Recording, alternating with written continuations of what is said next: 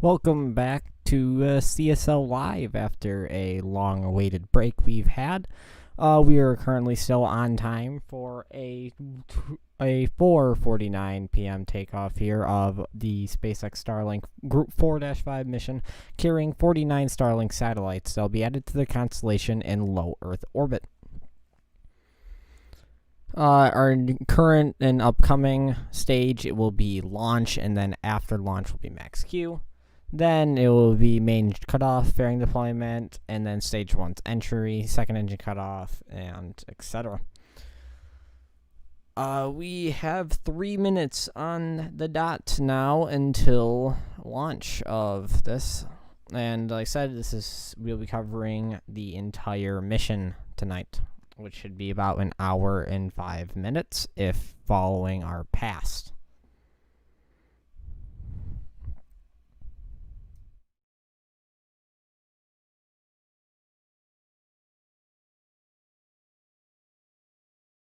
There is super chilled liquid oxygen, comes in contact with that warmer, humid ambient air, and basically densifies Stage the 2 air. launch, throttle back.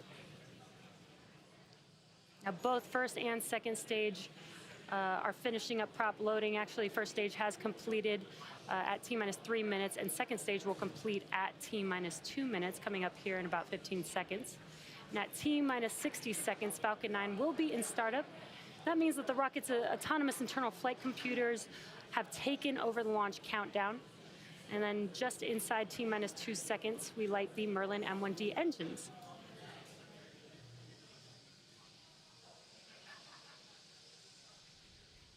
stage 2, LOX load complete. And we just heard that call out that the stage 2 LOX load is now complete. Now the Starlink payload continues to be healthy, and the Falcon 9 team is tracking no issues on the rocket. Weather is looking amazing over there in Florida, as you can see on your screen. The range is green for launch, and at T-minus 1 minute and 23 seconds, let's listen into the terminal countdown.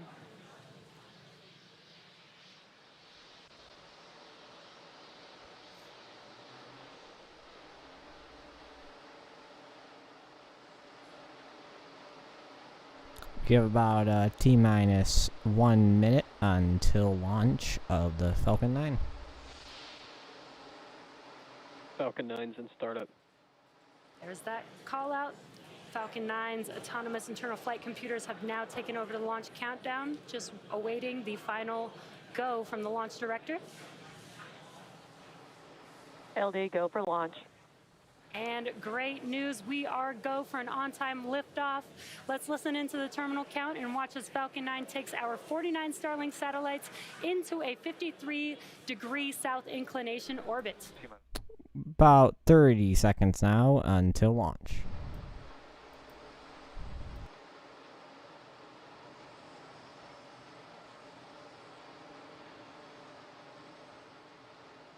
T-minus 15.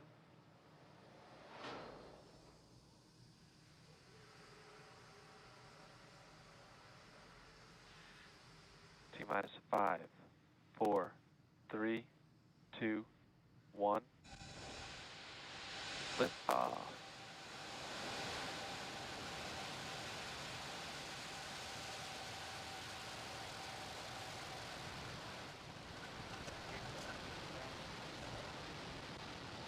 Stage 1 chamber pressure is nominal.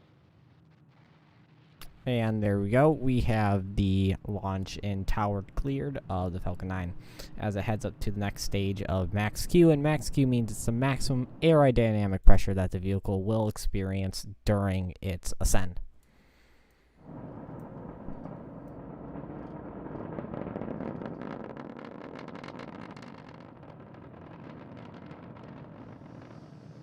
T plus 45 seconds into liftoff, and Falcon 9 has successfully lifted off from Launch Complex 39A at Kennedy Space Center, carrying our stack of 49 Starlink satellites to low Earth orbit.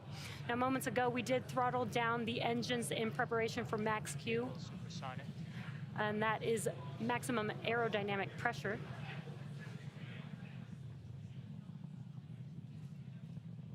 Max Q.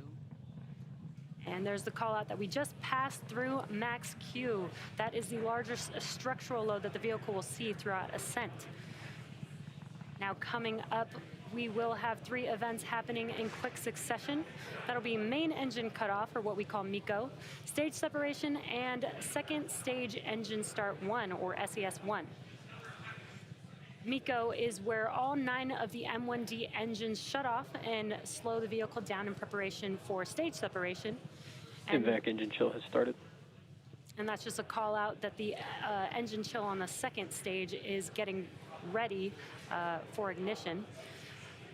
Stage separation is where the first stage separates from the second stage, and with first stage returning back to Earth for landing, while stage 2 continues on its journey with the third event, SES1, or second stage engine start 1. And that's where the MVAC engine ignites up and propels the second stage along with the Starlink satellites to their targeted drop-off orbit. We're just about 10 seconds or so away from those 3 events, and they will be followed by fairing deploy shortly after SES1 as well.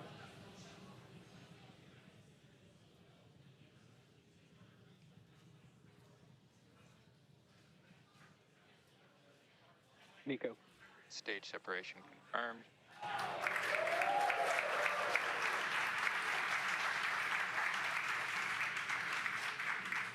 MVAC ignition.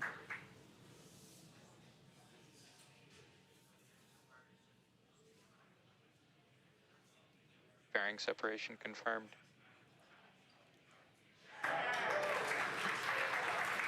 We have got some great views, all four of those events that I mentioned, MECO, stage separation, SES-1, and fairing deploy, all visually confirmed on your screen.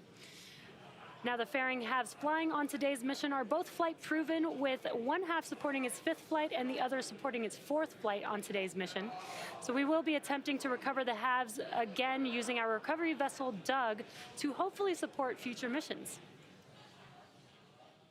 Now, on your left-hand screen is a view of the first stage. You can see the grid fins have deployed there. Those help guide the vehicle back to its landing zone. And on your right-hand screen is stage 2.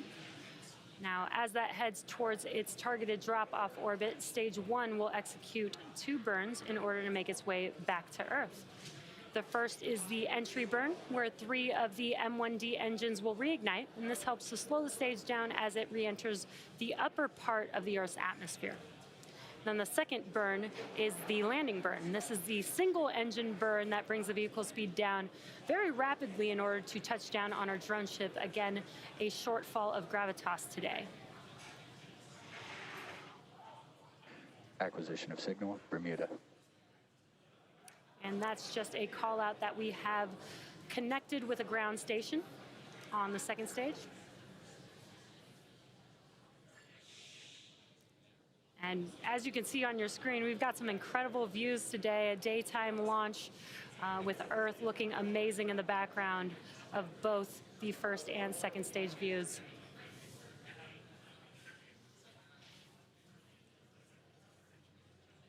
Now we're just under 2 minutes away from the entry burn starting up on the first stage.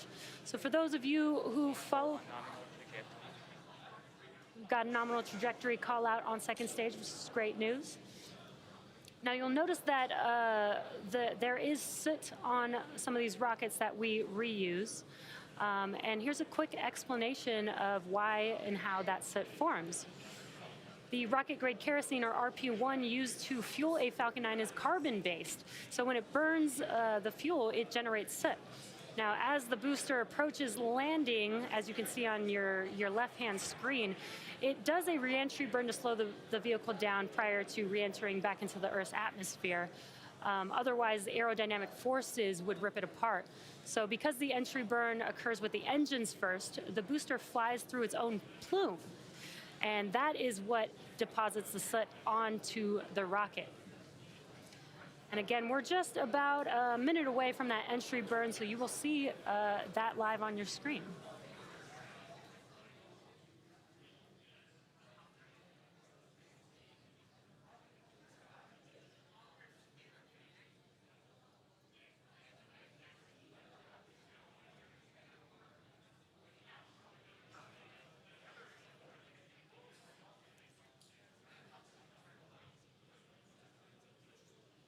Again, we've got some great views of our Starlink mission today. On your left-hand screen, that is the first stage booster making its way back to Earth, and on your right-hand screen is the second stage taking the satellites to their drop-off orbit. Stage 1 FTS is saved.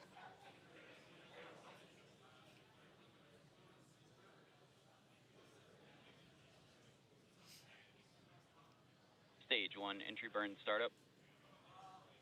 And there you can visually see on your left-hand screen, the entry burn has begun on that first stage. This will last about 20 seconds or so long. Stage 1 entry burn shut down. Stage 2 FTS is saved. And that concludes the entry burn on the first stage. And really cool, you can kind of see the grid fins as they rotate to help guide the vehicle back to its landing zone, which again today is a shortfall of gravitas waiting for this booster in the Atlantic Ocean.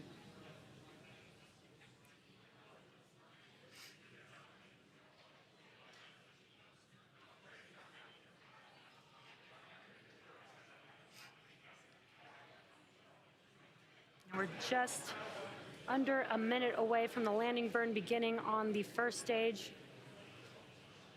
Again, have some incredible views. Stage 1 is transonic. this is a view of the aft end of the second stage looking at the MVAC engine.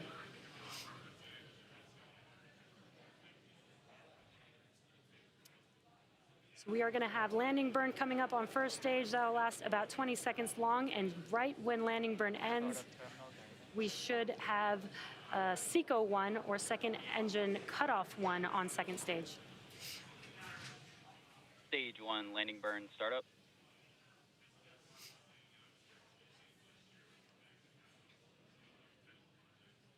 There's that call out that the landing burn has begun on first stage. And it looks like we have a live view Stage of the 1 drone landing ship. leg deploy.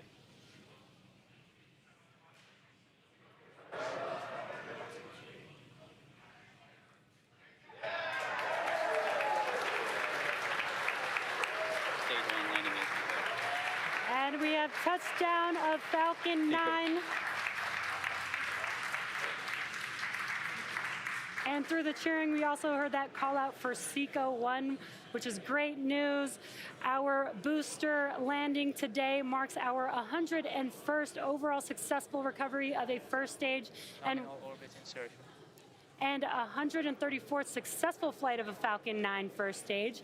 We also heard a nominal orbital insertion for stage 2. So with that call out, next up, loss of signal, Cape. Next up will be payload deploy of our 49 Starlink satellites. Now today's launch marks the Expected loss of signal, Bermuda. Today's launch marks the first East Coast launch to a 53-degree south inclination. We're flying in the south degree trajectory to increase recovery weather availability for both the booster and fairing halves during the winter months. Now we are waiting for the deployment of our 49 Starlink satellites, which is scheduled to occur about 6 minutes from now. But as I mentioned, we won't have live audio or visual confirmation of payload deployment due to the lack of ground station coverage. We will acquire signal with our ground station in Kodiak, Alaska at T+1 hour and 20 minutes. So for those of you interested, we will keep the audio-only countdown nets up on our YouTube channel, and we'll confirm successful payload deployment on our social channels. Now with that, we'll be bringing our webcast to a close for today. Thank you for joining us for the first launch of 2022 and our 35th launch of Starlink to date. A big thank you to the Range and Federal Aviation Administration for supporting today's mission. If you're interested in signing up for Starlink service, head over to starlink.com. Thanks for watching, and we'll see you next time.